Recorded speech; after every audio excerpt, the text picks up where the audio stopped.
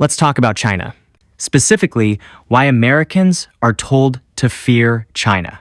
Not compete with it, not understand it, but fear it. Because apparently, nothing keeps democracy healthy like a permanent state of anxiety. And just to be clear, this is not a defense of China. China has plenty of problems. Authoritarian government, heavy surveillance, a political system that does not ask how you're feeling today. But here's what's interesting. Our fear of China often tells us more about us than about them. America likes to think of itself as economically neutral.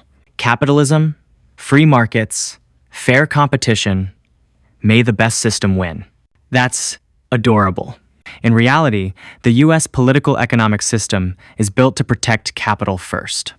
When ideas threaten large concentrations of wealth, corporate profit margins, or industries that are very good at lobbying, those ideas are not treated as policy disagreements. They're treated as national security threats.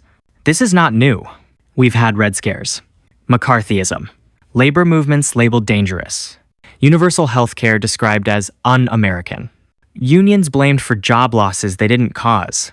Every time someone asks, hey, should regular people maybe get more protection?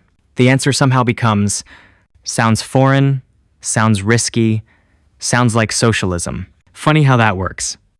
Now enter China. In American storytelling, China is often presented as a single idea: socialism, tyranny, danger. It's a very efficient story. It's also very incomplete. China today is not classic socialism. It's state-directed capitalism with authoritarian political control. But nuance ruins the vibe. Because once you add nuance, people start asking annoying questions like, why does China build infrastructure so fast? Why did hundreds of millions escape poverty? Why is healthcare access broader?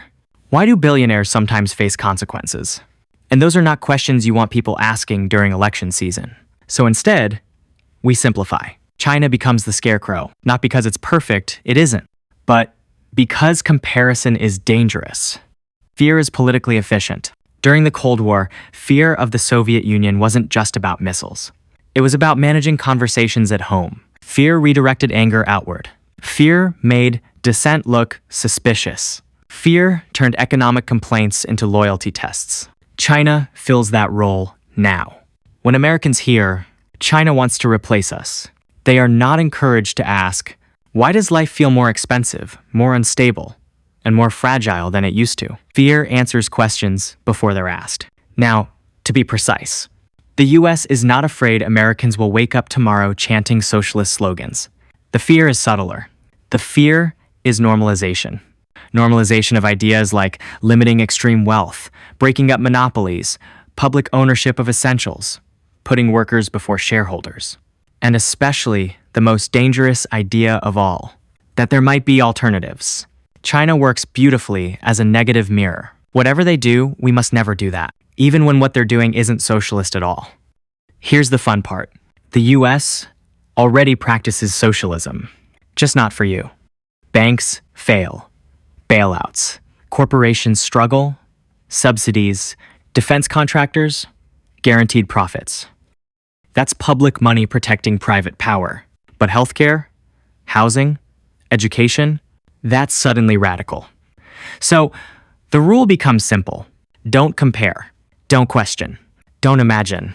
Because if Americans stop fearing China, they might start questioning the system they live in. And that not China is what actually makes people nervous.